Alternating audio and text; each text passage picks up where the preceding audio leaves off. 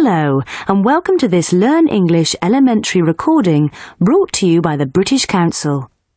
To find out more and to access language activities and audio scripts, visit our Learn English website at www.britishcouncil.org/learn-english. Hello, and welcome to Learn English Elementary Podcast number 1. My name's Ravi. And I'm Tess. We're your presenters, and we've got lots of things for you to listen to today. But before we start, I think we should introduce ourselves. Ravi? OK, I'm Ravi. Or I tell you what, I'll introduce you, and you can introduce me. How about that? Well, OK then. This is Tess. She's from London. How old are you? None of your business, Ravi. And she loves dancing and riding her mountain bike. OK? OK. And this is Ravi. He comes from Manchester. He's 23. Oh, aren't you? Oh, yes. He likes football and he's a great cook. Thanks. And there's one more person for you to meet. I'd like to introduce our producer, Gordon. Say hello to everyone, Gordon. Hello. Pleased to meet you. Hi, Gordon. And how are you today? Very well, thank you, Tess. Good. We'll speak to Gordon again later in the show, but now it's time to get on with our programme. We've got an excellent show for you today, and let's start with our first section called I'd Like to Meet. We ask people a simple question. Which famous person, dead or alive, would you like to meet? And of course, we ask them to explain why. Our guest today on I'd Like to Meet is Zara Heller from Bristol. Hello, Zara, and welcome to the show. Hello. Hi, Zara. And what do you do, Zara? I'm a student. I'm in my last year at school. I'm 16. Right. Now, let's ask the question. So, Zara, which famous person, dead or alive, would you like to meet? I'd like to meet Angelina Jolie. Angelina Jolie? Great, good choice. Tell us a bit about her. She's an American film actress. She was in Tomb Raider, and she's an ambassador for the United Nations too. And why did you choose her to talk about today? Well, because I really admire her. She's a famous film star with a lot of money and a famous celebrity film star husband. But she really cares about helping people, and she uses her money and her fame to help children and people who are very poor or have a difficult life. I saw a film about her on MTV, the music channel. It was a video diary of her visiting Africa and talking about how to stop poverty. And they were really simple things. And I thought it was really cool because MTV doesn't usually show programs like that. It's usually just music videos and things. But because she's famous and beautiful, then people want to see her so she can get a lot of attention for the things that she wants to change. Yeah. Do you like her films? Do you think she's a good actress? Yes, I do. I don't think she's a great actress, but she's a good actress. And she's so beautiful that you just want to look at her all the time. Yeah. I think she's one of the most beautiful women in the world. I love watching her. I love all her films. And what would you like to talk to her about, Zara? I'd like to talk about her trips to different places all around the world, and about Hollywood and her family, and about what people like me can do to help poor children. Well, thank you very much, Zara. That was really interesting. Personally, I'd like to talk to her about her husband, Brad Pitt. I think he's gorgeous. OK, Tess, calm down. For all of you listening, we'd like to hear from you. Which famous person, dead or alive, would you like to meet, and why? Email us at learnenglishpodcast@britishcouncil.org. That's learnenglishpodcast, all one word, at britishcouncil, all one word, .org. That's O-R-G. Let us know which famous person you would like to meet and why. OK, now it's quiz time. Every week we'll have a little quiz to get you thinking. This week it's the 10-second quiz. It's very easy. We give you a topic and you give as many answers as you can in 10 seconds. Our two players today are Daniel. Daniel's 16 and comes from London. Hello, Daniel. Hi. And Alice. Alice is also 16 and she comes from Liverpool. Hi, Alice. Hello. Do you both know what to do? Mm-hmm. OK. We give you a topic and you have to write down all the words you can think of. For example, we say bathroom and you write a list. Bath, soap, shampoo and so on. As quick as you can. Got the idea? Yeah. Good. OK, let's play. You've got 10 seconds to write down things you can find in a kitchen. OK? So, for example, you could say microwave oven. OK. Things you can find in a kitchen. Go!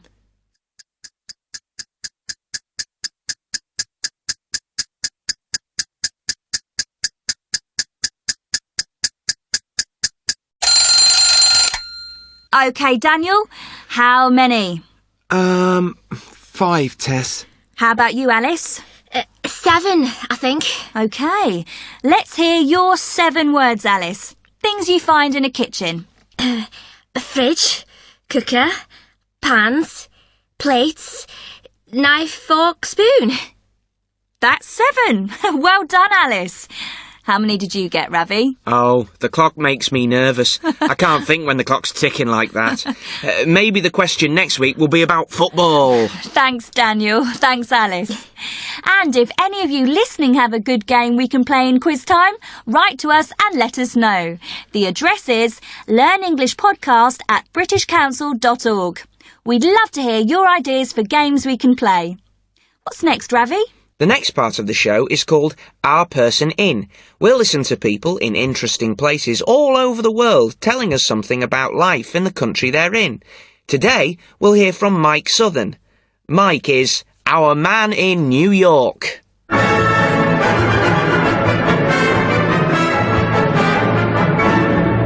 New York.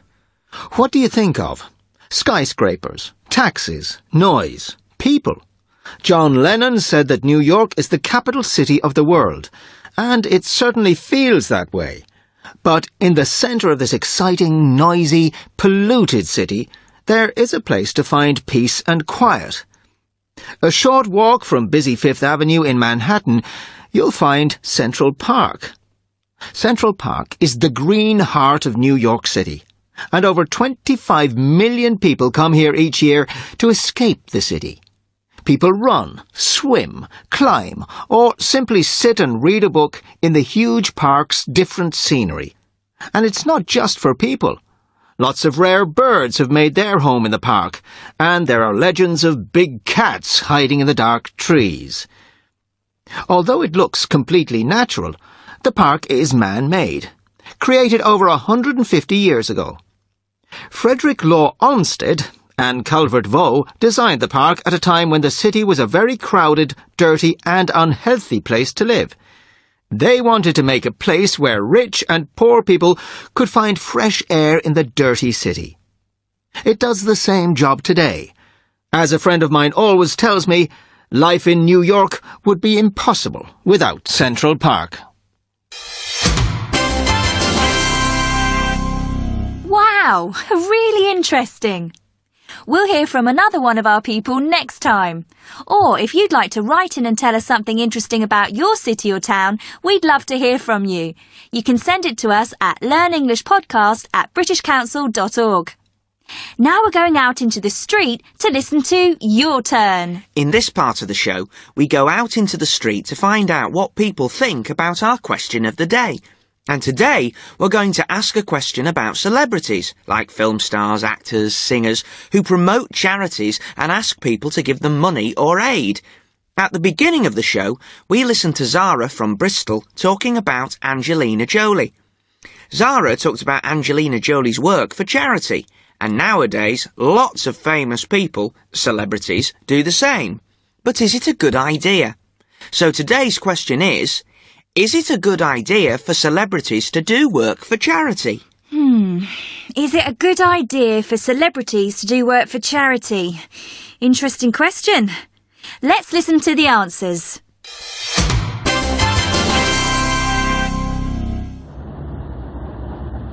I think it's a good thing. People don't want to listen to boring politicians, but everyone likes celebrities, so they listen to what they have to say. When Bob Geldof and Bono organised Live Aid a few years ago, everybody was talking about how to end poverty in Africa. My little brother was only 12 years old, but he was talking about it. That can't be bad. I hate it. The celebrities only want publicity, and they want us to think that they're really nice people, you know? They care about the world, they care about poverty, so they can sell more records. But it's a big lie. They're not interested in poor people or the charities at all. Why is it a problem? The charities need money, and if celebrities can help them to get more, then what's wrong with that? I think that some celebrities only want publicity, but, well, who cares? The charities get some money. That's the really important thing. But if you think, for example, Angelina Jolie or George Clooney is really cool, then you want to do the same things that they do.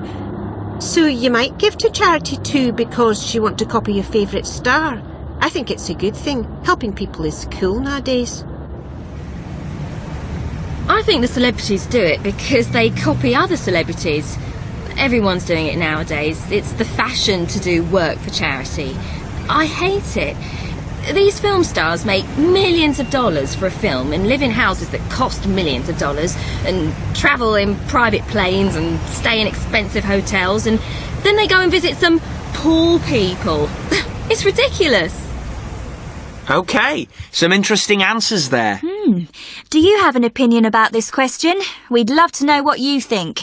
Is it a good idea for celebrities to do work for charity? Or do you have an idea for a question that we could ask on your turn? Send us an email at learnenglishpodcast@britishcouncil.org and we can take your question into the street. OK, now it's time to meet Carolina. Carolina is from Venezuela and she's visiting Britain for the first time. It's a big adventure for her. She's going to live, study, and she hopes have a good time here in the UK. And we're going with her. Carolina's going to study in Newcastle in the northeast of England. She speaks very good English, but this is her first visit to Britain, so some things are very strange for her. We're going to follow Carolina in our podcasts and listen to some of the conversations that she has in lots of different situations. Today, we're going to hear what happened when she first arrived in Britain from Venezuela. Here's Carolina at Heathrow Airport in London. Let's listen to her conversation at immigration control. Excuse me, am I in the right line for immigration? I don't know, dear. It depends. What nationality are you? Venezuelan. No, this queue's for British and European Union members. You need to go over there, where it says other passport holders. Can you see? Oh yes, okay, thank you. Good evening. Good evening. Where have you travelled from today? From Venezuela, from Caracas. Can I see your passport, please? Mm-hmm. Thank you.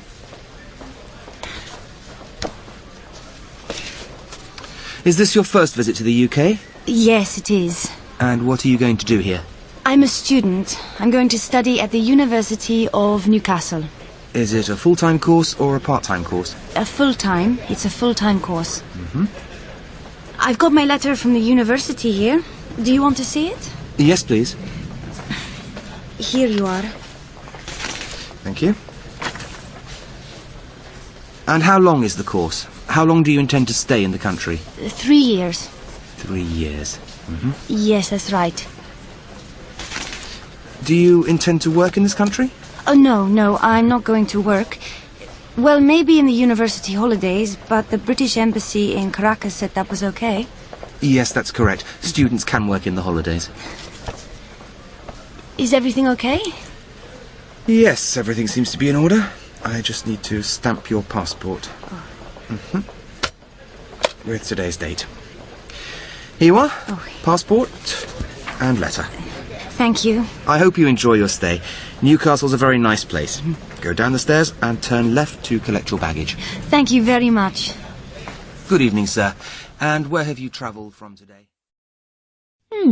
Carolina did really well there. Airports can be so difficult. I think she did really well too. I hope she can come and join us in the studio soon. I'd like to meet her. Well, that's almost the end. Wait a minute, Ravi. Don't forget Gordon. Gordon? What do you mean? He wants to tell a joke. Oh, no. Don't be horrible. Gordon! Joke time! Come on, Gordon! Are you ready? Yes, I'm here. I hope this is good, Gordon. How long have I got? 1 minute at the most. OK then. Right. A chicken walks into a library. A chicken? Yeah. A chicken walks into a library, walks up to the counter and says to the librarian, "Book, book." The librarian gives the chicken 2 books. She puts the books on the chicken's head and the chicken walks out of the library. 1 hour later, the chicken walks back into the library. It walks up to the counter and says to the librarian, "Book, book." The librarian gives the chicken 2 books and the chicken walks out of the library. An hour later, this happens again. Book, book. And the chicken walks out of the library with 2 books on its head. But this time, the librarian thinks, this is strange. So she decides to follow the chicken. She goes out of the library and follows the chicken. The chicken crosses the road, walks along the street, turns the corner until it comes to the lake. Sitting by the lake is a big fat frog. The chicken gives the books to the frog, and the frog looks at them and says, "Read it. Read it." Oh, Gordon! That's terrible! And that's the end of this part of the show. We have to go now, but don't go away. After this little break, you're going to hear Tom, our English teacher. After every show, Tom talks about the language you heard and gives you ideas to help you learn. So don't go away, but we'll say goodbye now. See you next time. Bye. Don't forget to send us your emails. Here's that address one more time. It's learnenglishpodcast@britishcouncil.org. You are listening to a Learn English elementary recording from the British Council. Hi, I'm Tom. At the end of every podcast, you'll hear from me. I'm going to talk about some of the language you heard in the programmes and talk about ways to help you learn English. Remember Carolina in the airport? Listen to part of her conversation again. Is this your first visit to the UK? Yes, it is. And what are you going to do here? I'm a student. I'm going to study at the University of Newcastle. Carolina and the immigration officer are talking about the future, Carolina's time in Britain. To talk about the future, they both use going to. The immigration officer says, "And what are you going to do here?" And Carolina says, "I'm going to study at the University of Newcastle." They both used going to talk about the future, because they are talking about plans. When the immigration officer says, "What are you going to do here?" he's asking Carolina what her plan is. And she says, "I'm going to study," because that's her plan. She decided it before she left Venezuela. So, we use going to talk about future plans. But listen to another part of Carolina's conversation. Thank you. And how long is the course? How long do you intend to stay in the country? 3 years. 3 years. Yes, that's right. Do you intend to work in this country? Oh, no, I'm not going to work. Well, maybe in the university holidays, but the British Embassy in Caracas said that was okay. The immigration officer said, "How long do you intend to stay in the country?" And, "Do you intend to work in this country?" Again, he was asking about Carolina's future plans. But he said, "Do you intend?" Intend is a formal way to talk or ask about plans. You might hear this verb, intend, at an airport immigration desk or on an immigration form. It's another way to ask about your plans. One more thing. Did you notice that when Carolina arrived at the desk, the immigration officer said, "Good evening"? He didn't say, "Good night." Do you know why not? We only say good night when we say goodbye or when we go to bed. When we meet someone after around 5 o'clock in the afternoon, we say good evening. And we only say good night to people before we go home or before we go to bed. OK, in another part of the show, we heard Daniel and Alice playing a game. Listen to part of it again. You've got 10 seconds to write down things you can find in a kitchen. OK, Daniel, how many? 5, Tess. How about you, Alice? 7, I think. OK, let's hear your 7 words, Alice. Things you find in a kitchen. A fridge, cooker, pans, plates, knife, fork, spoon. I hope all of you have a notebook where you keep new words, a vocabulary notebook. Think about how you put new words into your notebook. Do you put them in alphabetically? All the words beginning with A, then all the words beginning with B? Or do you organise your new words another way? Some people put words into their notebooks in word families. They put words together that are connected in some way. For example, you could have a page in your vocabulary notebook called kitchen, and you could keep all the words from the game, fridge, cooker, pan, all of those words, on the kitchen page of your notebook. You could have pages for, say, sports, football, tennis, bowling and so on. And you can write more than just the words. You can write the verbs that go with the words. Play football, but go bowling or go skiing. There's no right way or wrong way to keep your new vocabulary. You have to find the way that helps you remember the new words. OK. By the way, if there are any words from the game that you don't know, remember that you can find them on the website. You can read all of the podcast, and if you click on a word, it'll take you to a dictionary that tells you what the word means. We'll give you that address again at the end, so go and find a pen to write it down. Right, finally, after every podcast, I'll try to show you something that you can try to use in your own English. This week, I heard this interesting expression. Excuse me, am I in the right line for immigration? I don't know, dear. It depends. What nationality are you? Now, there are 2 things there I want to talk about. Firstly, the old lady called Carolina dear. She said, I don't know, dear. Sometimes older people might call you dear. It's a friendly, affectionate thing to do. But be careful, it might sound a bit strange if you try to use it yourself. The other thing I noticed was that the old lady said, it depends. She didn't know the answer because she needed more information. Can you translate it depends into your language? Try to use it in English this week. OK, I'm going to stop there. I'll talk to you all again next time. Remember, you can send your questions to me at learnenglishpodcast@britishcouncil.org. I'll be happy to answer your questions. In a moment, you'll hear the address for the website where you can read everything you've heard in this podcast. Right, that's all for this time. Bye for now. See you next time. This recording was brought to you by the British Council.